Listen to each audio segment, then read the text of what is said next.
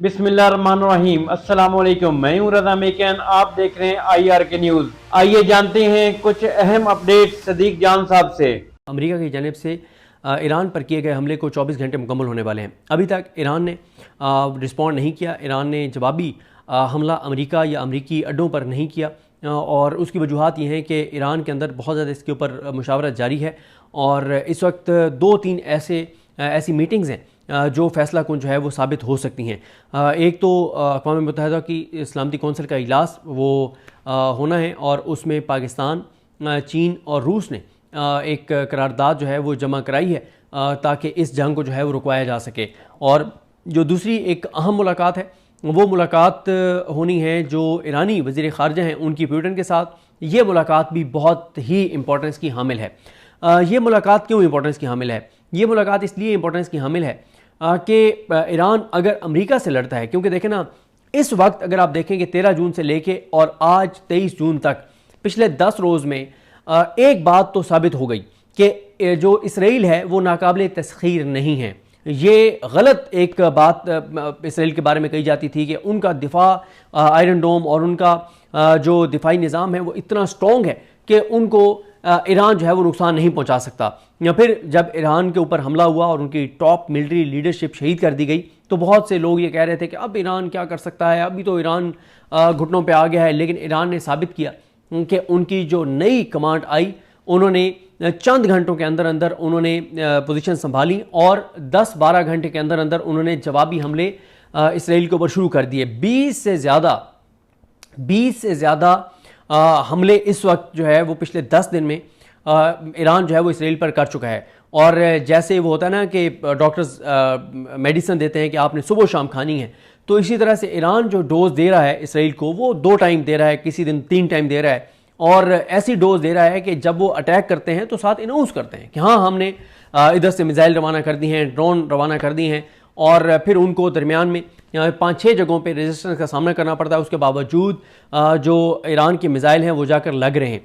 और फिर आप ये देखें कि अमेरिका का इस जंग में आना इस बात का एतराफ़ है अमली तौर पर कि इसराइल अकेला ईरान से लड़ने में नाकाम हो गया है। गो कि इसराइल अकेला नहीं था, पसे पर्दा 30-40 मुल्क इसराइल को सपोर्ट कर रहे हैं, अमेरिका उसको सपोर्ट कर रहा था, सब कुछ कर रहा था। लेकिन ओपनली अमेरिका का सामने आना, ईरान पर अटैक करना इस बात का सबूत है कि इसराइल नाकाम हो गया, अमेरिका को खुद आना पड़ा। और अमेरिका ने, ज़ाहिर है आप देख रहे हैं कि अमेरिका के अंदर ट्रंप के ख़िलाफ़ बहुत ज़्यादा कंपेन चल पड़ी है कि उसने कांग्रेस को एतमाद में लिए बगैर उसने ये अटैक किया है, बहुत ज़्यादा उसके ऊपर तनकीद हो रही है। लेकिन एक बात तो तय हो गई, एक बात तो साबित हो गई कि ईरान ने जो ट्रंप कह रहा था कि ईरान जो है वो सरेंडर कर दे अनकंडीशनल और गैर मशरूत तौर पर सरेंडर कर दे, तो ईरान ने गैर मशरूत सरेंडर नहीं किया।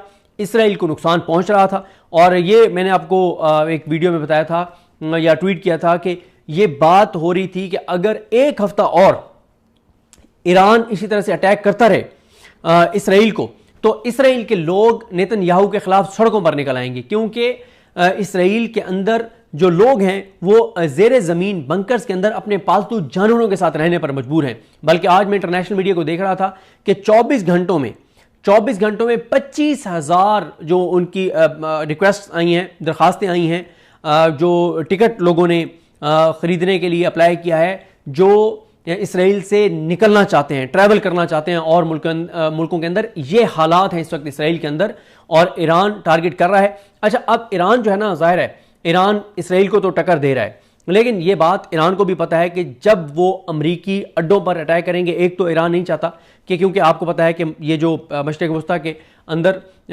जो मुस्लिम ममालिक हैं उनके अंदर अमरीकी अड्डे मौजूद हैं, तो किसी भी मुस्लिम मुल्क के अंदर अगर ईरान अमरीकी अड्डों को टारगेट करता है तो फिर मुसलमान मुल्कों की आपस में लड़ाई शुरू हो जाएगी, ज़ाहिर है। और अमेरिका को क्या चाहिए कि पहले भी कोई मुल्क इस वक्त ईरान के साथ उस तरह से नहीं खड़ा, बयानात की हद तक एक हो रही है, लेकिन प्रैक्टिकली कोई एक भी मुल्क इस वक्त ईरान के साथ नहीं खड़ा। और अगर ईरान किसी भी मुसलमान मुल्क के अंदर अमरीकी अड्डे को अटैक करता है, अमरीकी फ़ौजियों को अटैक करता है, तो फिर उस मुसलमान मुल्क के साथ भी ईरान की एक लड़ाई शुरू हो जाएगी। तो अमेरिका को और क्या चाहिए कि मुसलमान मुल्क एक दूसरे पर अटैक कर रहे हों, एक दूसरे से लड़ रहे हों।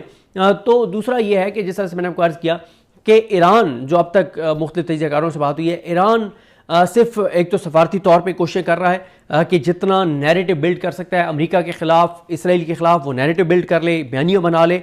दूसरा ये है कि वो रशिया को, चाइना को, इनको एतमाद में लेना चाहता है। आपने पिछले कुछ अरसे में देखा, कुछ सालों में देखा कि कितने करीब आ गए ईरान और चाइना और रशिया। तो अब ये कहा जा रहा है कि अगर तो रशिया कहता है ईरान को कि बिल्कुल हम आपके साथ हैं और आप अटैक करें अमेरिका को, तो फिर तो 100% कन्फर्म है कि ईरान जो है वो अमेरिकी अड्डों को अटैक करेगा और अमेरिका को काफ़ी टफ टाइम देगा मशरिक़ वस्ता के अंदर जो उसके एसेट्स हैं। लेकिन अगर रशिया ये कहता है कि नहीं हम आपको नहीं सपोर्ट कर सकते, तो फिर देखना है कि ईरान की हिकमत अमली क्या है। क्या ईरान जो है वो अगले चंद घंटों में किसी भी वक्त अमेरिकी अड्डों को या उनके जो नेवल बेसिस हैं उनको अटैक करता है, या ईरान की यही पॉलिसी रहती है कि अभी हम सिर्फ इसराइल को ही अटैक करते रहें, क्योंकि इसराइल जो है वो तोता है जिसके अंदर अमेरिका की जान है। अभी भी आप देख लें कि ट्रंप ने अपने मुल्क के कवानीन को वायलेट करते हुए उसने इसराइल की मदद की, क्योंकि इसराइल की चीखें थी, इसराइल की बेबसी थी और उनकी आहें सिसकियाँ सुनाई दे रही थी। और ज़ाहिर है हर पाकिस्तानी, हर मुसलमान, हर इंसान जिसके अंदर को गैरत है, वो जो चीखें हैं इसराइल की सुन के वो खुश हो रहा था कि गज़ा के ऊपर जुल्म करने वाले ज़ालिमों, यजीदियों को सही मज़ा जो है वो ईरान चखा रहा है। और इसलिए हमारी हमदर्दी ईरान के साथ है कि ईरान वो वाहिद इस्लामी मुल्क है जो गैरत के साथ लड़ रहा है और फ़लस्तीनियों के ऊपर होने वाले जुल्म का बदला ले रहा है। बल्कि आप अभी देखें, मैं आपको बताऊं कि नेतन्याहू ने अब इस बात का एतराफ़ कर लिया है कि वो कहता है कि अगर हम इसराइल को नुकसान पहुंचाने में ईरान को नुकसान पहुंचाने में कामयाब हो जाते हैं, तो वो कहता है कि इससे हमारा जो मकासद है गज़ा के हवाले से वो भी हम हासिल कर लेंगे। उस पर भी मैं आता हूँ। अभी जो न्यूयॉर्क टाइम्स है उसने ये रिपोर्ट किया है कि इसराइली जो फ़ौज है उसका जो एनालिसिस है उसके मुताबिक जो एटमी तनसीबात हैं जिनको अटैक किया है अमेरिका ने, उनको नुकसान तो पहुँचा है लेकिन वो मुकम्मल तौर पर तबाह नहीं हुई ईरान के अंदर। फिर ये भी है कि अगर तो न्यूक्लियर एसिड्स को टारगेट किया होता अमेरिका ने तो ज़ाहिर है रेडिएशन होनी थी, जो कि नहीं हुई। तो ये एक सूरत हाल है। अच्छा, इसी तरह से मैं आपको एक और ख़बर भी दे दूँ उस पर नेतन्याहू के मज़ीद बयानात पर आने से पहले कि पाकिस्तान की हुकूमत ने यह फ़ैसला किया है, सारी चीज़ें देखने के बाद पाकिस्तान की हुकूमत ने यह फ़ैसला किया है कि जो पाकिस्तान हुकूमत की जानिब से ट्रंप को नोबल प्राइज़ के लिए नामज़द किया गया था वो नामज़दगी वापस नहीं ली जाएगी। पाकिस्तान की हुकूमत ने पूरा इसको देखा है कि क्या हमें ये फ़ैसला वापस लेना चाहिए, नहीं लेना चाहिए, लेकिन हुकूमत पाकिस्तान ने यह फ़ैसला किया है कि हुकूमत पाकिस्तान ट्रंप को जो नोबल प्राइज़ के लिए जो नामज़द किया गया है वो नामज़दगी हुकूमत पाकिस्तान वापस नहीं लेगी। ये फ़ैसला हुकूमत पाकिस्तान ने कर दिया है और इसलिए अल्लामा राजा नासिर अब्बास साहब ने जो है वो एक इंटरव्यू दिया है हमारे दोस्त रज़ी ताहिर साहब को, और उस पर उन्होंने कहा है कि आपकी अकल कहाँ गई, कहाँ आपकी इंसानियत कहाँ गई, कहाँ कुरान कहाँ गया, कुरान का पैगाम कहाँ गया। बेशर्मो, इंसानियत के कातिल की अमन के नोबल प्राइज़ के लिए सिफारिश करते हो, कुछ तो कौमी वकार का सोचो। अल्लामा राजा नासिर अब्बास कहते हैं कि आदि कातिल ट्रंप को अमन के नोबल प्राइज़ के लिए नामज़द करके पाकिस्तान की जग हंसाई की गई, शर्म से डूब मरो। और इसी तरह से आज ईरानी सफ़ीर जो है पाकिस्तान में, जो ईरान के सफ़ीर हैं, उन्होंने भी इस पर बड़ी हैरत का इज़हार किया है। और आगे मैं मौलाना फजल रहमान साहब का भी इस हवाले से आपको बयान बताऊंगा, लेकिन बात करते हैं कि नेतन्याहू का मैं जो बता रहा था आपको, वो ये कहते हैं कि ईरान में जारी ऑपरेशन हमें गज़ा में अपने मकासद के असूल के करीब तर ले आएगा।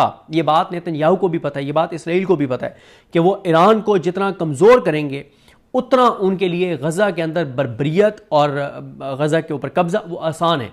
ईरान जब तक स्ट्रॉन्ग इस हद तक रहेगा कि वो अटैक करता रहेगा, वो लड़ता रहेगा, कुछ तंजीमों को सपोर्ट करता रहेगा, तो इसराइल के लिए मसाइल हैं। सिर्फ एक पूरे इस्लामी ममालिक में से एक मुल्क इसराइल है जो प्रैक्टिकली फ़लस्तीन के लिए, गज़ा के लिए लड़ रहा है। उसके अलावा कोई मुसलमान मुल्क नहीं है पूरी दुनिया में जो इसराइल के ख़िलाफ़ जो है वो जिहाद कर रहा हो।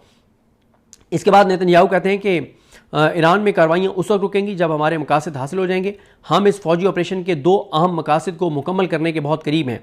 मैंने कहा था कि हम मशरिक़ वस्ता का नक्शा बदल देंगे और आज हम वही कर रहे हैं। और ये मैं आपको बता चुका हूँ कि राइटर्स ने ये रिपोर्ट किया है कि 25,000 दरख्वास्तें मौसूल हुई हैं इसराइल की एक एयरलाइन को कि वहाँ से इसराइली जो है वो निकलना चाह रहे हैं। और इसी तरह से बिलावल भुट्टो जरदारी ने एक बार फिर ट्रंप की तारीफ़ें की हैं। उन्होंने कहा जी ट्रंप का बड़ा किरदार है, अमन के लिए बहुत तारीफ़ें की हैं जरदारी के बेटे ने।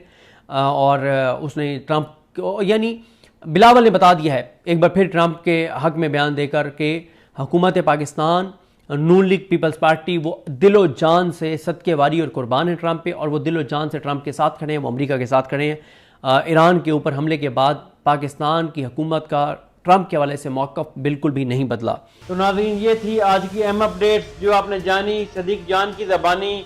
इसी के साथ अपने मेज़बान रज़ा मेकन को इजाज़त दीजिए। अल्लाह हाफ़िज़। पाकिस्तान जिंदाबाद।